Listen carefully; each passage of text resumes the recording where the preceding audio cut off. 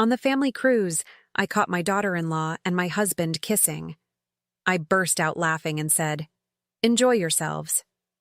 My son was devastated, and we returned home immediately. When I got back, I made just one phone call. "I'm glad to have you here. Follow my story until the end and comment the city you're watching from so I can see how far my story has reached." The champagne bubbles tickled my throat as I raised my glass to celebrate 35 years of marriage to Lance. The cruise ship's dining room sparkled with crystal and candlelight, and I should have been the happiest woman alive. Instead, I felt like I was watching someone else's life unfold before me, detached and strangely calm. "To my beautiful wife Edna," Lance announced, his voice carrying across our table. 35 years of pure bliss. Pure bliss. I almost choked on those words. If he only knew what I'd discovered 3 months ago. But I smiled, clinked my glass against his, and played the part of the devoted wife. After all, I'd been perfecting this performance for decades. Hugo, my son, sat beside his wife Fallon, both of them beaming at us. At 28, Hugo still looked at his father with such admiration it made my heart ache. He had no idea what kind of man Lance really was. Fallon, 26 and stunning in that calculated way some women master, kept touching Lance's arm as she spoke. Little gestures that might seem innocent to others, but I'd been watching. I'd been watching for a very long time. "Mom, you look radiant," Hugo said, squeezing my hand. "Doesn't she, Dad?" Lance barely glanced at me. "Absolutely." His eyes were already drifting back to Fallon, who was adjusting her dress strap in a way that seemed deliberate. The movement made her lean closer to him, and I saw his jaw tighten with something that definitely wasn't paternal affection. I excused myself from dinner early, claiming a headache. The truth was, I needed air. I needed space to think. The deck was quieter at this hour, most passengers still enjoying their meals or the evening entertainment. I found a secluded spot near the stern and let the ocean breeze wash over me. That's when I heard them. "We can't keep doing this," Fallon's voice carried on the wind. "Hugo might see us." "Hugo's too busy being the perfect son," Lance replied.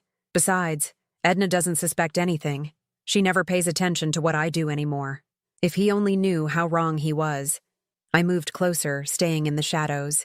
They were standing by the railing, Fallon's back against the metal barrier, Lance caging her in with his arms. The moonlight caught her face as she looked up at him, and I saw something in her expression that I'd never seen when she looked at my son. Hunger. Raw desire. "What about when we get back?" she whispered. "I can't keep pretending to love Hugo. It's killing me." "Then don't," Lance said, his hand moving to cup her face. "Leave him. We'll figure it out." "And Edna?" Lance's laugh was cold. "Edna will survive. She always does. She's tougher than she looks." That's when he kissed her. Not a gentle peck, not an accident, but a deep, passionate kiss that lasted far too long. Fallon melted into him, her hands fisting in his shirt, and I watched my husband of 35 years betray not just me, but our son. Something inside me snapped, but not in the way you'd expect. I didn't feel rage or heartbreak. Instead, I felt something I hadn't experienced in years. Clarity. Pure, crystalline clarity. I stepped out of the shadows, my heels clicking on the deck. They broke apart like teenagers caught by their parents, Fallon's face flushing red, Lance looking like a deer in headlights. "Well," I said, my voice surprisingly steady. "This is interesting." Fallon opened her mouth, probably to make some excuse, but I held up my hand. "Please don't insult my intelligence with explanations," I continued. "I have eyes." Lance straightened, trying to regain his composure. "Edna, it's not what you think." I laughed. Actually laughed, a sound that seemed to echo across the water. Both of them stared at me as if I'd lost my mind. Maybe I had. Or maybe I'd finally found it. "Oh, Lance," I said, wiping a tear from my eye. "It's exactly what I think. And you know what? Good for you both. Really, enjoy yourselves." The shock on their faces was almost comical. They'd expected tears, screaming, drama. Instead, I felt oddly liberated, like a weight I'd been carrying for years had suddenly lifted from my shoulders. "Mom?" Hugo's voice came from behind me. I turned to see him approaching, his face confused as he took in the scene. What's going on? I was looking for you and Dad said you were feeling sick, but then I saw you all out here. His voice trailed off as he noticed how close Lance and Fallon were standing, how guilty they both looked. I watched my son's face change as understanding dawned. The confusion gave way to hurt, then to something deeper, more devastating. Hugo, Fallon started, but he was already backing away. How long? He asked, his voice barely a whisper. Neither of them answered. They didn't need to. The silence said everything. Hugo looked at me, his eyes filling with tears. Mom, I'm so sorry. I had no idea. I walked over to him and placed my hand on his cheek. I know, sweetheart. Neither did I until tonight. That wasn't entirely true, but he didn't need to know that. Not yet. The rest of the cruise passed in a strange, tense bubble. Lance and Fallon tried to act normal during the day, but the charade was exhausting for everyone. Hugo barely spoke to any of us, spending most of his time alone in his cabin or walking the deck by himself. I played the role of the shocked, hurt wife, but inside, I was planning. On our last night, as we packed our bags, I made a phone call. Marcus? It's Edna. Yes, I know what time it is. We need to talk the moment I get back. Yes, it's time. After all these years, it's finally time. I hung up and looked at myself in the mirror. At 63, I still had fight in me. More fight than Lance had ever given me credit for. Tomorrow, when we docked, my real life would begin. The woman staring back at me in the reflection smiled. She looked like someone who'd just remembered her own power. The taxi pulled away from the dock, leaving the cruise ship behind us like a bad dream. Hugo sat in the front seat, staring out the window with hollow eyes. Lance and Fallon rode in uncomfortable silence in the back with me, the tension so thick I could practically taste it. Nobody spoke during the 2-hour drive home, but I was thinking, God, was I thinking. People always underestimated me. Lance had been doing it for 35 years, treating me like a pretty ornament he'd married for show. Even Hugo, bless his heart, saw me as this fragile woman who needed protecting. They had no idea that behind my smile and my perfectly coordinated outfits, I'd been paying attention to everything. The moment we pulled into our driveway, Hugo grabbed his bag and headed straight for his car. Son, Lance called after him, but Hugo didn't even turn around. Don't, Hugo said, his voice flat. Just don't. Fallon started to follow him, her face painted with fake remorse. Hugo, please, we need to talk about this. There's nothing to talk about. Hugo's words cut through the evening air like a blade. Pack your things, Fallon. Be gone by tomorrow. She stood there in her designer dress, looking lost for the first time since I'd known her. Good. Let her feel what uncertainty was like. Lance tried to approach me as we walked toward the house. Edna, we should discuss later, I said calmly. I need some time to process all of this. He nodded, probably thinking he was getting off easy. If he only knew. Once inside, I went straight to my study and closed the door. My hands weren't shaking anymore. They were steady as I pulled out my phone and dialed Marcus's number. Marcus Chen had been my friend since law school, back when I was studying to be a lawyer myself, before I gave it all up to be Lance's wife, before I became invisible. Edna, his voice was warm but concerned. I got your message from the ship. Are you all right? I'm perfect, Marcus. Better than I've been in years. What happened on that cruise? I told him everything. The kiss, Lance and Fallon's conversation, their plans to be together. But then I told him something else. Something I'd been keeping to myself for 3 long months. Marcus, remember when you handled our estate planning 5 years ago? When we restructured everything? Of course. We put most of the assets in your name for tax purposes. Lance insisted on it, said it would save money in the long run. Exactly. And remember the private investigator you recommended when I suspected Lance was having an affair? Daniel Rodriguez. Did he find something? I opened my desk drawer and pulled out a thick manila folder. Inside were photographs, hotel receipts, phone records, and bank statements going back 3 years. Not just of Fallon, but of 2 other women before her. Lance hadn't just betrayed me once. He'd made a career of it. He found everything, Marcus. Lance has been cheating on me with multiple women for years. Fallon is just the latest.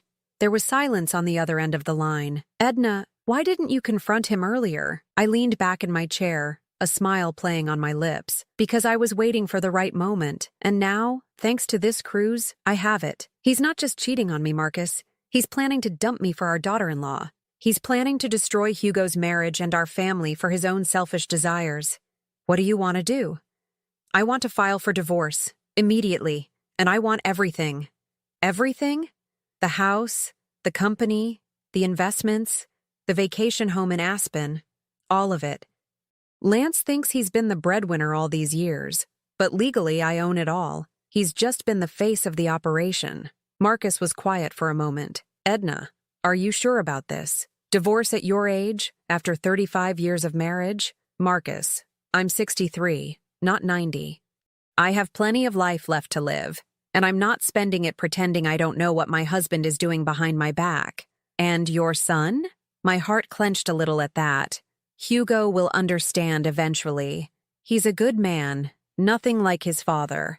He deserves better than Fallon, and I'm going to make sure he sees who she really is. After I hung up with Marcus, I sat in my study for a long time, looking at the family photos on my desk. There was our wedding picture, me at 28 in my white dress, looking so hopeful. Pictures of Hugo as a baby, a toddler, graduating from college. Pictures of Christmases and birthdays and anniversaries, all of us smiling for the camera. But how many of those smiles were real? I heard Lance moving around upstairs, probably in his study, trying to figure out how to handle the situation. I heard Fallon in the guest room, talking on her phone in hushed tones. And I heard Hugo's car pull away from the driveway, probably going to his apartment across town to lick his wounds. My family was falling apart, but for the first time in years, I felt like I could breathe. The next morning, I was in the kitchen making coffee when Lance came downstairs. He looked like he hadn't slept, his usually perfect hair disheveled, his eyes red-rimmed. "We need to talk," he said. "Do we?" He sat down at the kitchen island, running his hands through his hair. "Look, Edna, I know how this looks, but it's not what you think." I poured myself a cup of coffee and leaned against the counter. "Really? Because what I think is that you've been having an affair with our son's wife. What I think is that you're planning to leave me for a woman 37 years younger than you. What I think is that you've been lying to me for God knows how long." His face went pale. "How did you— I heard you talking on the ship, Lance. I heard everything." For a moment, he looked like he might deny it all, but then his shoulders sagged. "It wasn't supposed to happen like this." "How was it supposed to happen?" "I never meant for you to find out this way. I was going to tell you— When? After you'd figured out how to take half of everything in the divorce?" He looked up sharply. "What are you talking about?" I smiled. "Oh, Lance. Sweet, arrogant Lance. You really don't know, do you?" "Know what?" "Who actually owns everything?" The color drained from his face completely. He sat there, staring at me, as the reality of his situation began to dawn on him. All these years, he'd thought he was the powerful one, the successful businessman with the trophy wife. He'd never bothered to read the fine print on his own estate planning. "Edna," he said slowly, "what did you do?" "I didn't do anything, darling. You did it all yourself. Remember 5 years ago when you insisted we restructure our assets for tax purposes?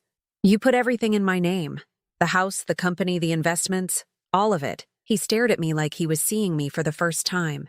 "You can't be serious." "Dead serious. And Marcus is filing the divorce papers today." That's when Fallon appeared in the doorway, her suitcase in hand, looking like she'd been crying. "Lance? What's going on?" I heard raised voices. Lance looked at her, then back at me, and I saw the exact moment he realized that his perfect plan had just become his perfect nightmare. The chess pieces were moving, and for the first time in 35 years, I was the one making the moves.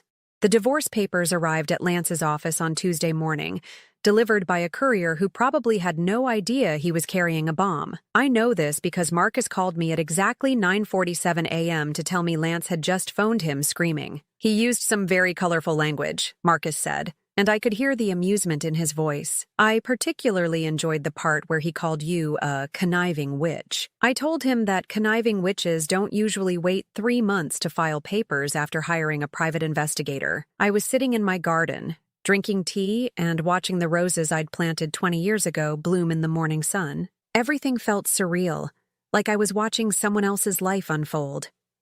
"How bad is it for him?" I asked. "Edna, it's devastating. Everything is in your name. The house, the business, the vacation properties, even his precious classic car collection. Legally, he has no claim to any of it. And the business? That's the beautiful part. Hartwell Industries has been operating under your ownership for 5 years. Lance has been essentially an employee, even though he's been acting like the CEO. Without your signature, he can't make any major decisions, can't access the primary accounts, can't even sell company assets." I felt a little thrill of satisfaction. For 35 years, Lance had made me feel like a decoration, a pretty accessory to his successful life.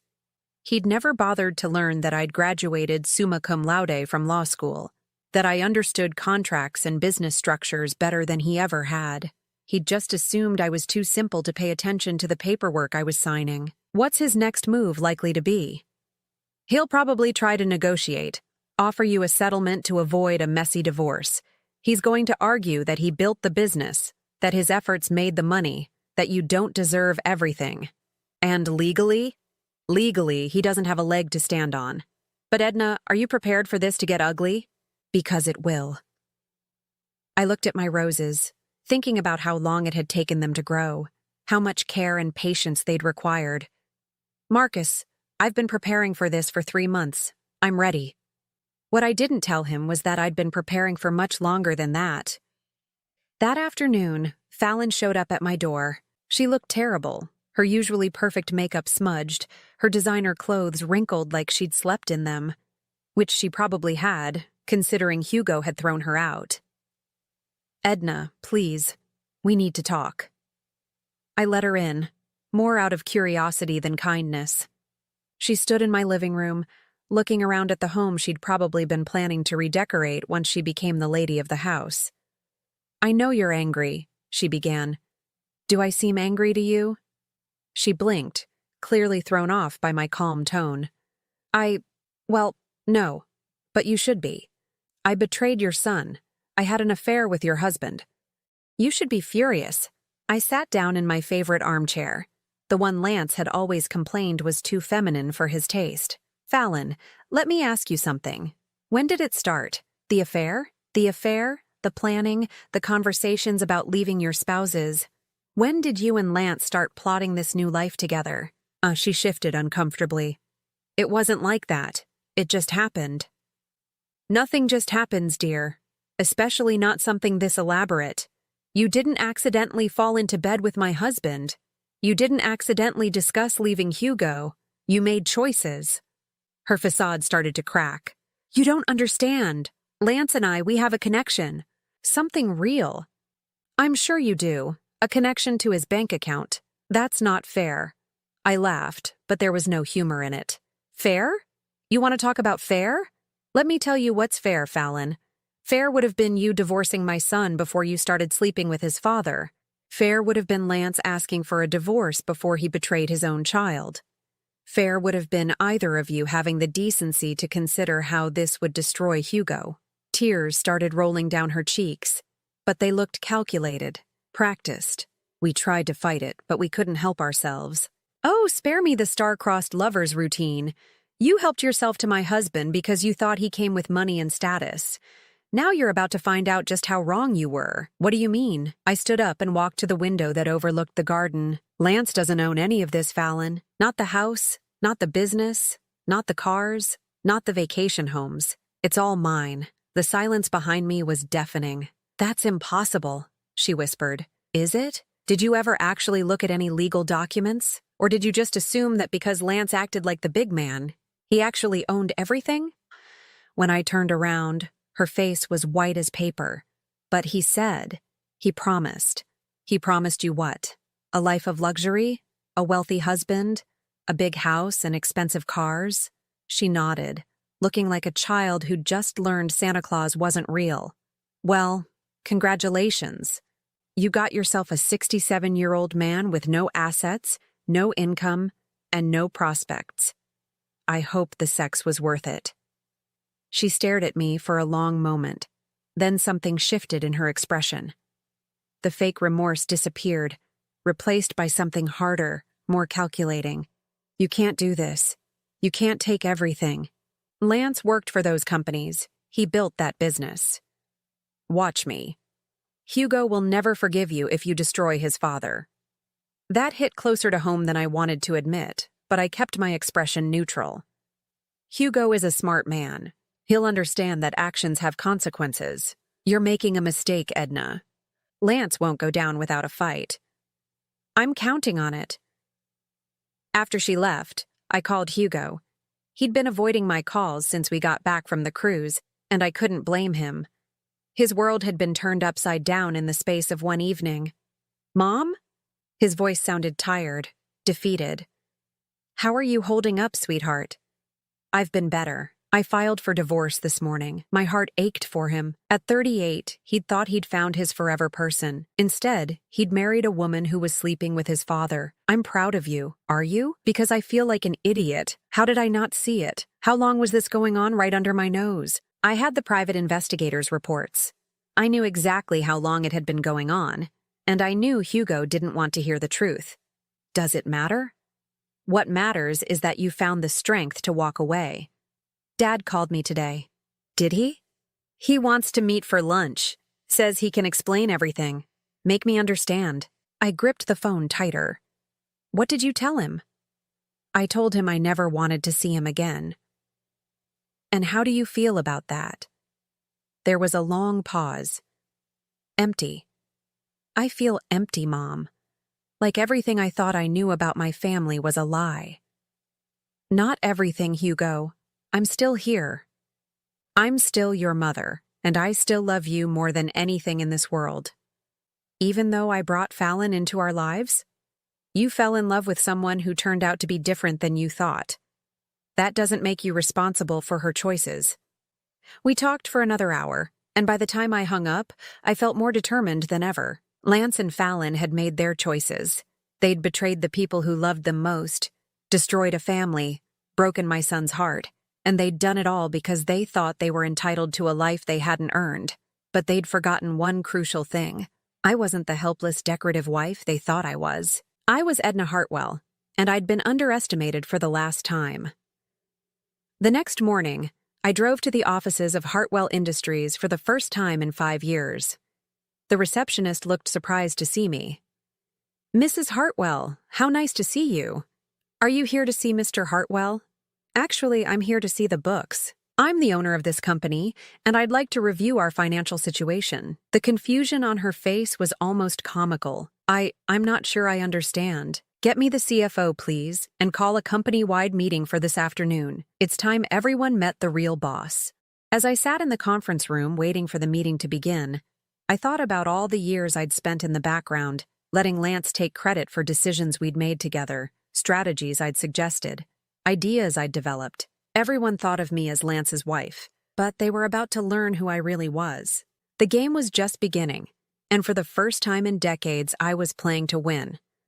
The company meeting was everything I'd hoped it would be. 23 employees packed into the main conference room, all of them expecting to see Lance walk through the door. Instead, they got me.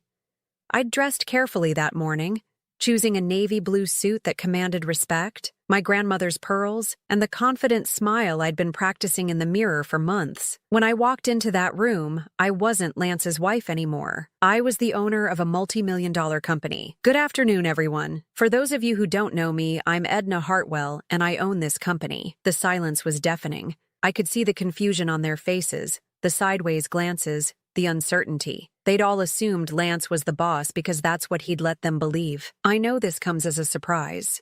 For the past 5 years, my husband has been acting as the face of the company while I've remained in the background. But due to recent circumstances, I'll be taking a more active role in day-to-day operations. That's when Janet from accounting raised her hand tentatively. Mrs. Hartwell, is Mr. Hartwell ill? No, Janet. Mr. Hartwell is getting divorced. The room erupted in whispers. I let them talk for a moment, then cleared my throat. I want to be clear about something. This company will continue to operate as it always has. Your jobs are secure, your benefits remain the same. The only thing that's changing is management. That's when Michael, our head of sales, spoke up. With all due respect, Mrs. Hartwell, Lance has been running this company for 15 years. He knows every client, every contract, every deal in the pipeline. Does he? I opened the folder I'd brought with me. Because according to these financial records, which I've been reviewing all morning, several of our biggest clients have contracts that are set to expire in the next 6 months. Has Lance been working on renewals? Michael looked uncomfortable. I'm not sure.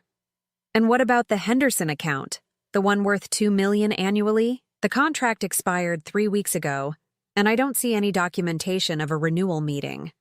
The room was getting quieter by the minute. The truth is, ladies and gentlemen, Lance has been coasting for the past 2 years. He's been so focused on his personal life that he's let this business slide.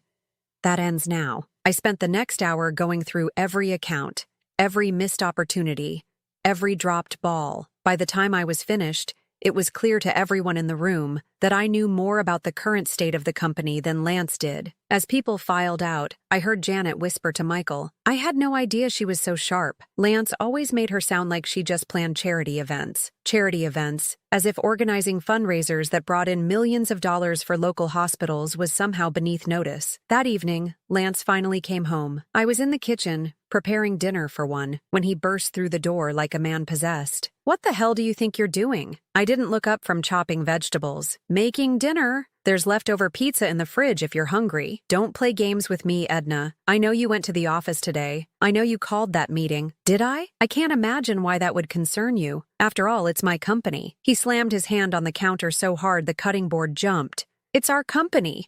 I built that business from nothing." That's when I finally looked at him. Really looked at him. At 67, Lance was still handsome in that silver fox way that attracted younger women.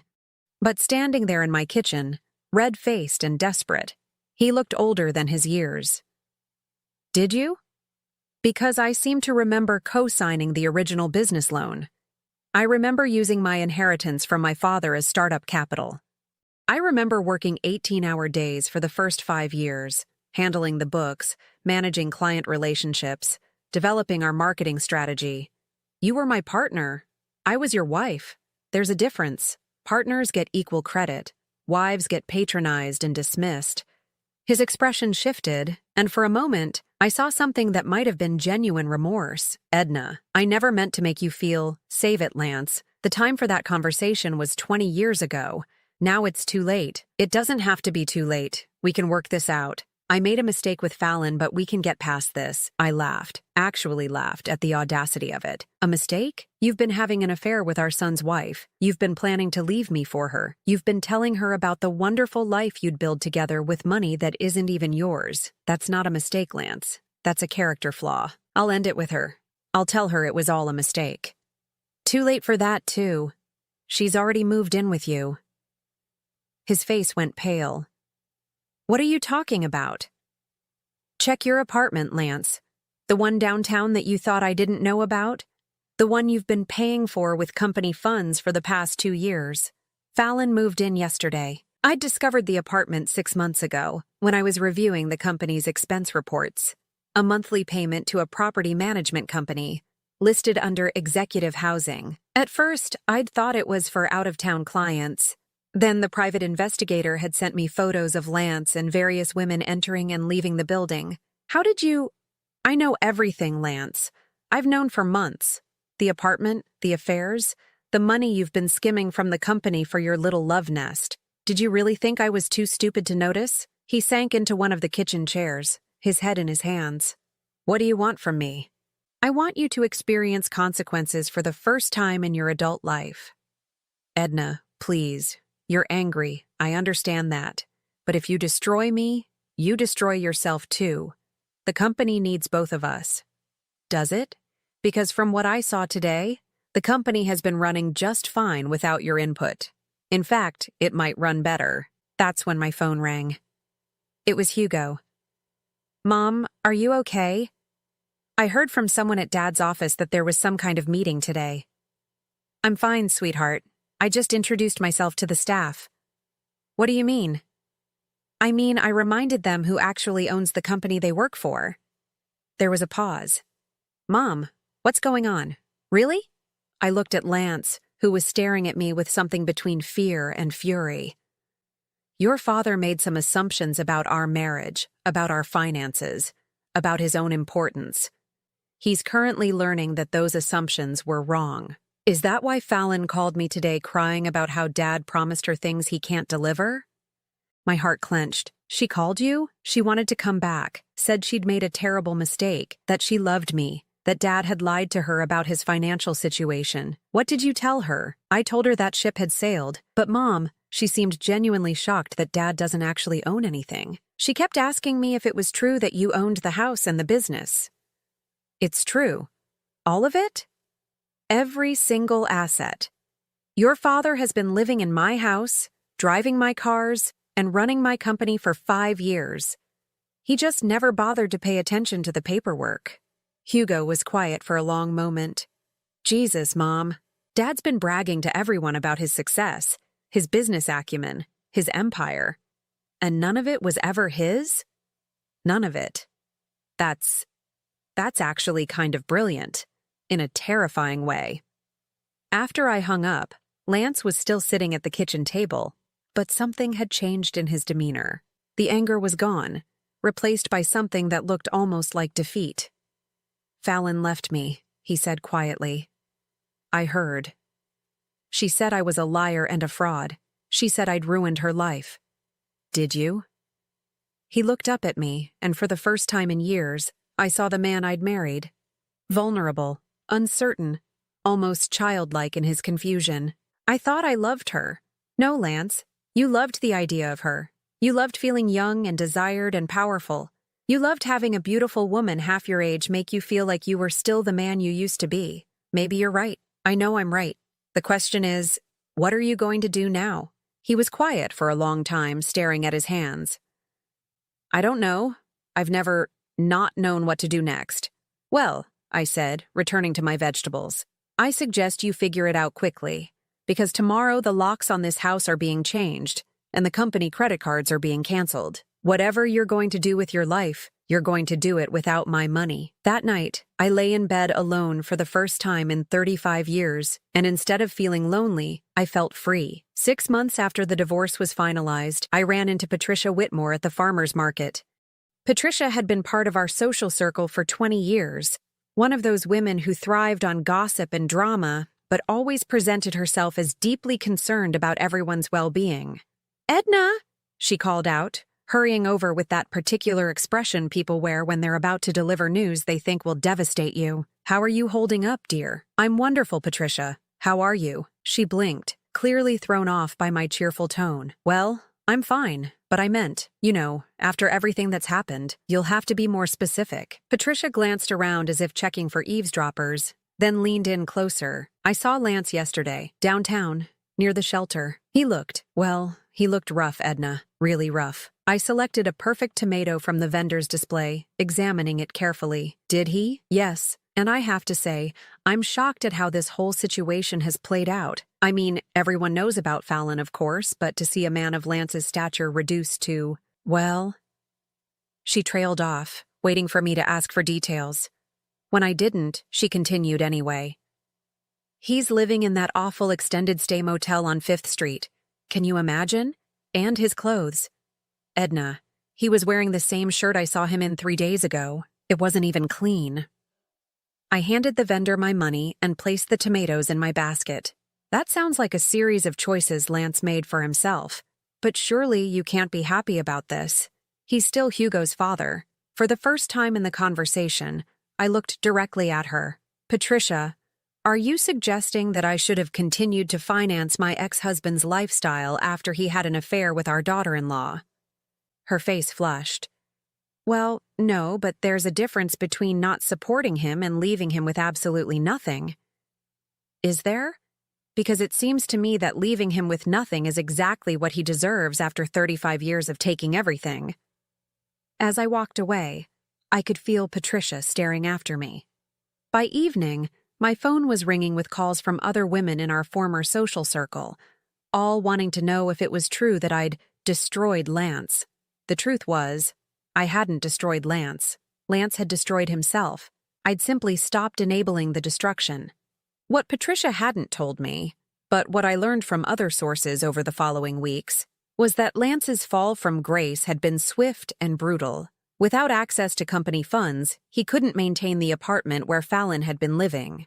She'd moved out within a week of discovering he was broke, leaving behind a note that simply said, "This isn't what you promised me." He'd tried to get a job, but at 67, with no real skills beyond talking a good game, his options were limited. The few interviews he'd managed to secure had gone poorly. Apparently, when you've spent decades having other people handle the actual work while you took credit, you don't develop many marketable abilities. Hugo told me Lance had called him repeatedly, asking for money, for help, for just a chance to explain. Hugo had been polite, but firm.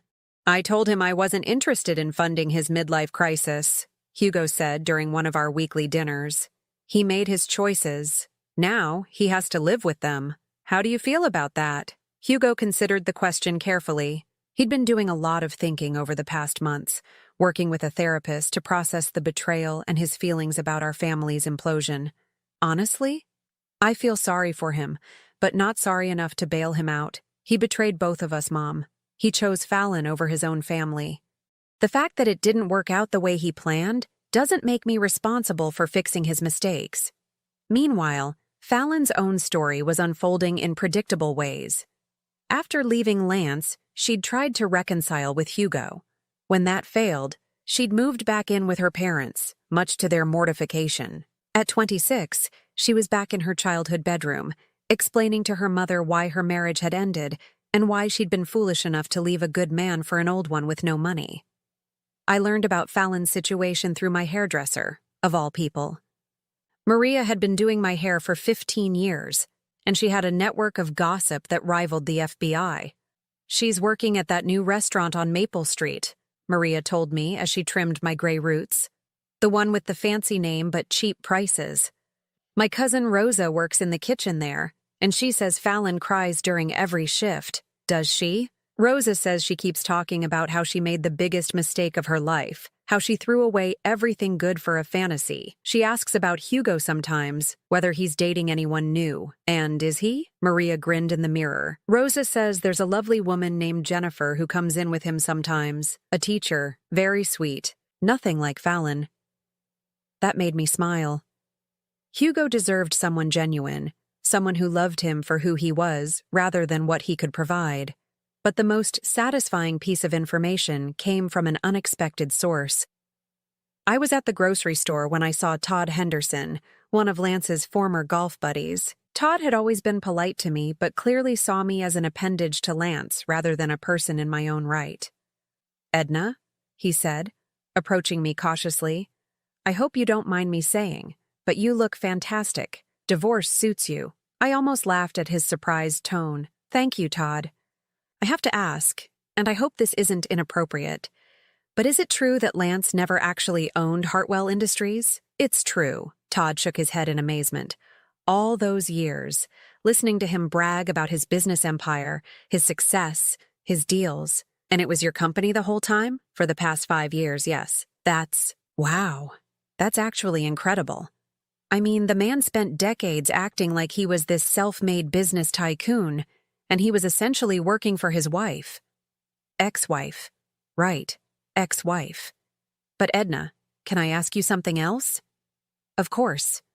How did you keep quiet about it for so long? I mean, all those dinner parties where Lance would hold court, talking about his strategies and his vision for the company. You never once corrected him." I thought about that question for a moment. I suppose I was waiting for the right time to set the record straight. And was this the right time? It was perfect timing. As Todd walked away, I realized that Lance's social destruction was almost complete. The men who had once looked up to him, who had sought his advice and admired his success, now saw him as a fraud and a fool. The women who had flattered and fawned over him now whispered about his fall from grace. He'd gone from being the center of attention to being a cautionary tale.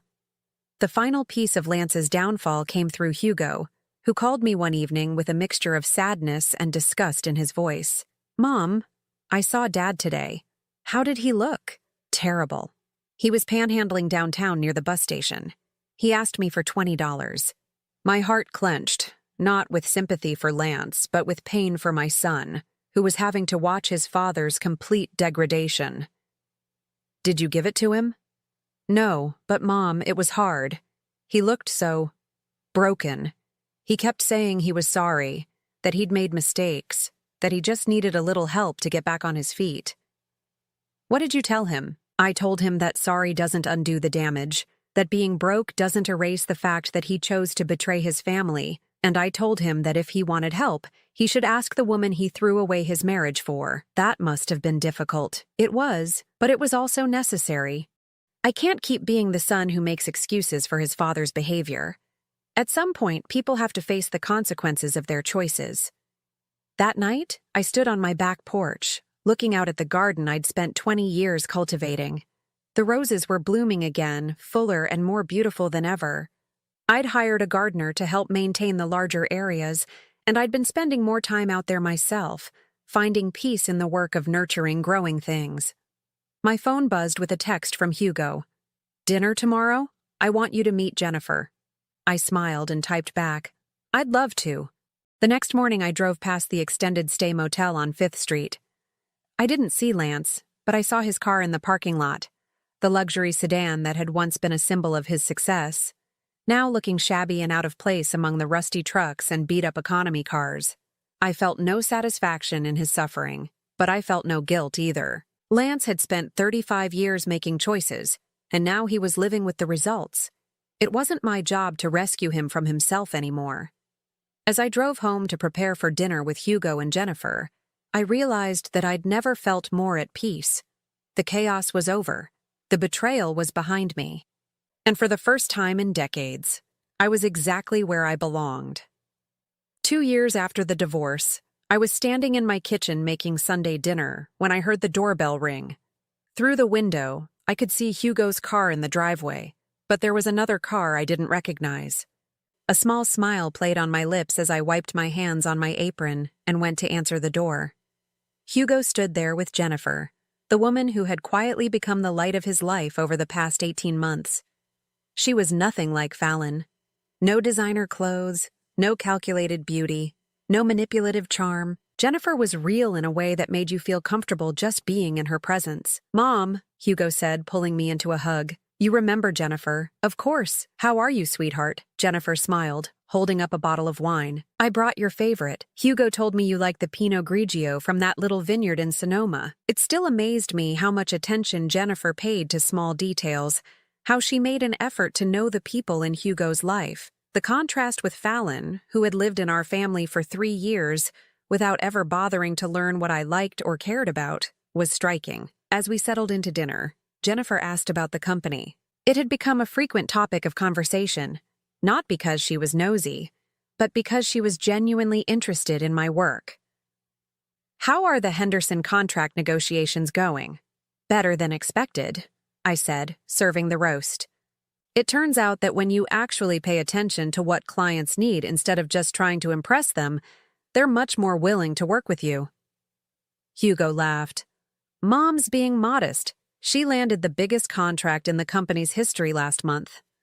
"It wasn't that difficult," I said, though I was pleased by his pride. "I just listened to what they wanted and gave it to them." What I didn't say was that the success felt different now. For 35 years, every business victory had been shared with Lance, or more accurately, claimed by Lance. Now, when good things happened, they were mine. The satisfaction was pure.